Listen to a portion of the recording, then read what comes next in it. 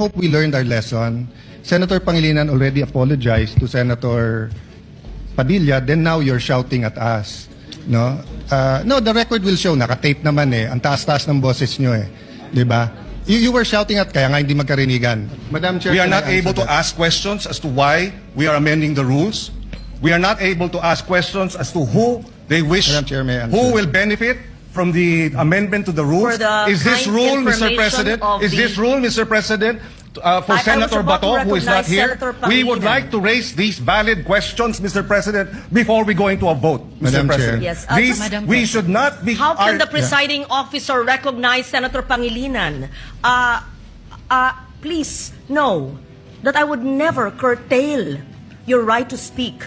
Just as in 2004, I believe you were seated, and I was a vice presidential candidate of FPJ then, and my microphone was closed, and my right to speak was closed, was not given.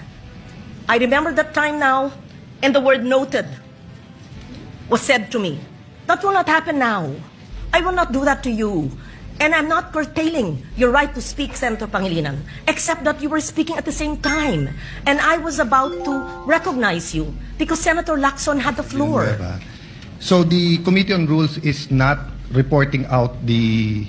No, my the question, proposal. Mr. President, I'm sorry, Yes. Madam President, with your permission. My question is, has the Committee on Rules been constituted? Yes.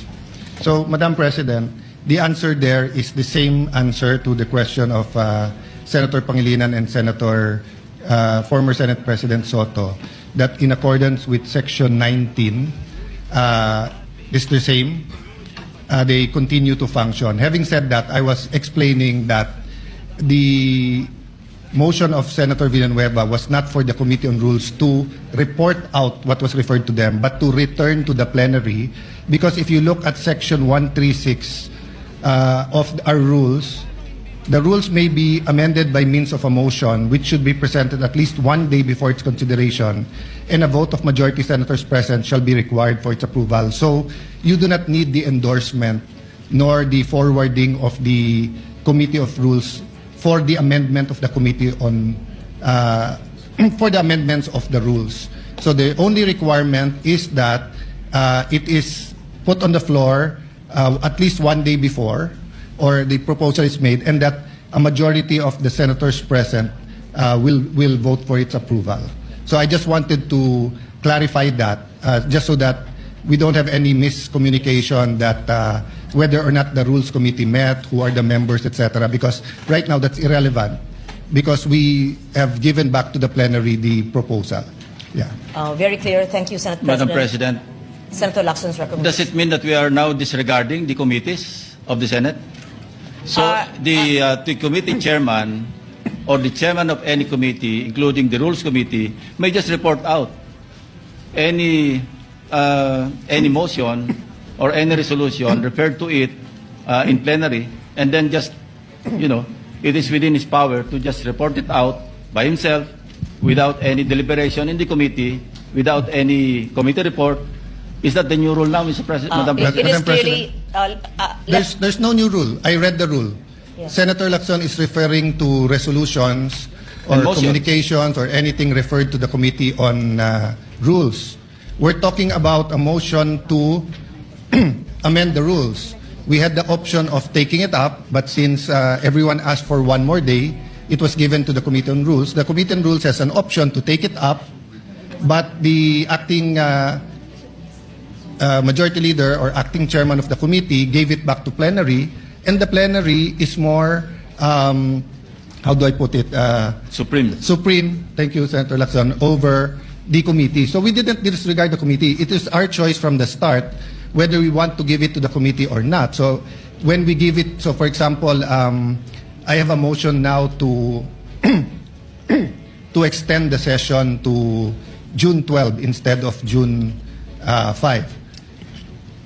That could be given to the Committee on Rules, or upon coordination with the House, the plenary can decide it directly, or we can give it to the Committee on Rules, and after he talks to the House of Representatives, he can even report it out, or he can easily, legally, morally, just say that I am tossing it back to the plenary, which is what's happening today. So Thank it's you, not Madam a new rule. President. That is assuming that there was no referral.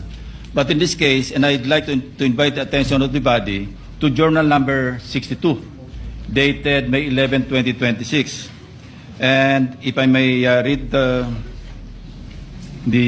particular portion of this journal, proposed at 6:25 p.m., the session was resumed.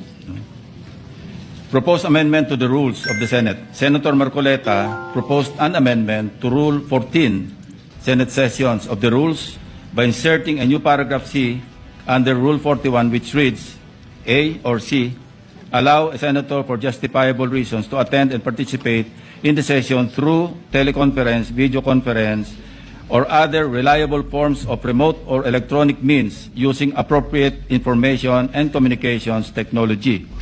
Now, here's the portion, Mr. President, or Madam President. While expressing no objection to the proposal, Senate President Cayetano A. suggested giving the Committee on Rules time to discuss the matter. Now, my question is, was there any discussion by the Committee on Rules? Apparently, there was none, because it's now being reported out by the acting majority leader without consultation with any of the members.